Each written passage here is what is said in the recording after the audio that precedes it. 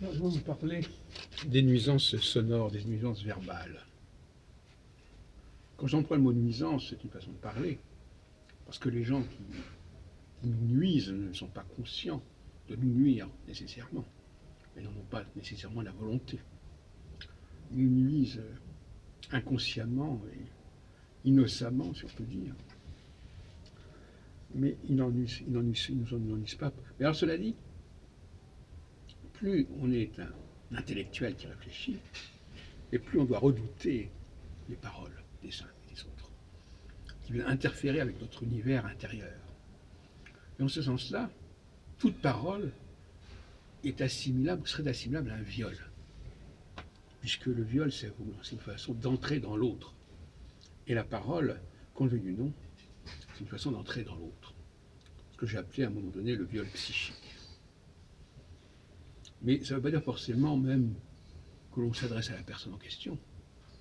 Ça veut dire simplement qu'on sait très bien, en tout cas on serait censé savoir, que notre propre parole peut interférer, peut être intrusive par rapport à quelqu'un, tout simplement parce qu'elle existe.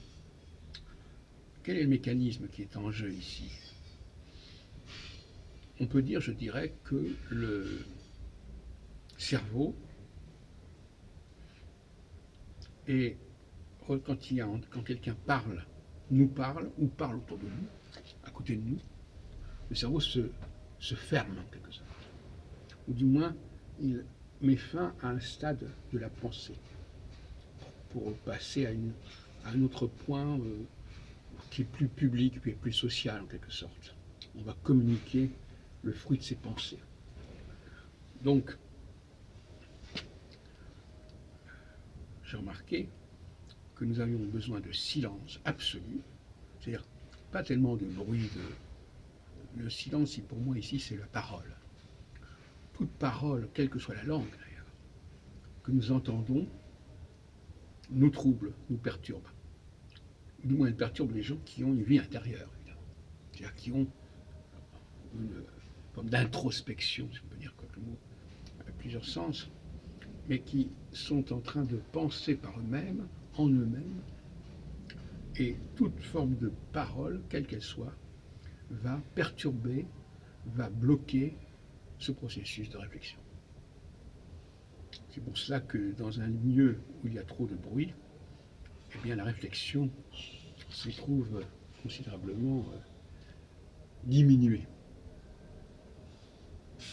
On peut même dire qu'on va stériliser la pensée de quelqu'un en lui infligeant constamment des paroles.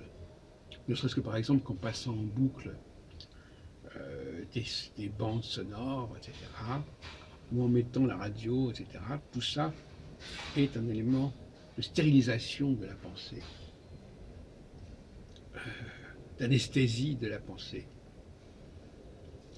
Et d'une certaine manière, pour des personnes dont on dirait qu'ils pensent trop, qu'ils ont trop de soucis, trop d'obsessions, eh bien le simple fait de leur faire entendre des paroles va bloquer plus ou moins leur capacité de réflexion et donc devrait les calmer. C'est quand même un procédé moins brutal que la lobotomie ou je ne sais quelle chimiothérapie. Il suffirait effectivement de leur faire entendre des paroles, des propos. Et en ce sens-là, quand les gens disent souvent « Ah ben oui, mais il faut leur parler aux gens ». Mais en leur parlant, vous bloquez leur mode de procédé, leur processus de réflexion. C'est-à-dire qu'en fin de compte, vous les empêchez de penser. Alors pour certaines personnes, empêcher de penser, c'est pas très grave.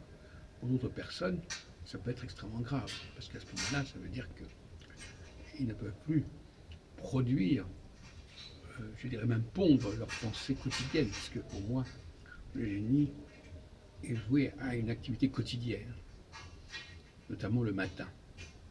Comme les poules, je ne sais pas si les poules pondent des œufs le matin.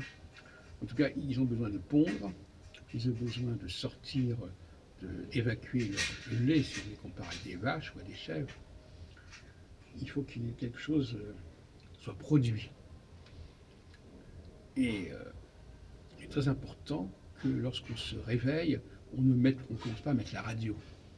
Les gens qui ont la mauvaise habitude, dès qu'ils se lèvent, de mettre la radio, eh bien, ils perdent beaucoup de choses s'ils ont un potentiel, évidemment. Ils perdent beaucoup de choses. Il vaut mieux rester dans le silence absolu pendant, disons, un quart d'heure, 20 minutes, et noter les pensées sur un tableau ou sur une feuille, plutôt que de mettre la radio qui va faire passer au stade numéro 2. Le stade premier, c'est la pensée.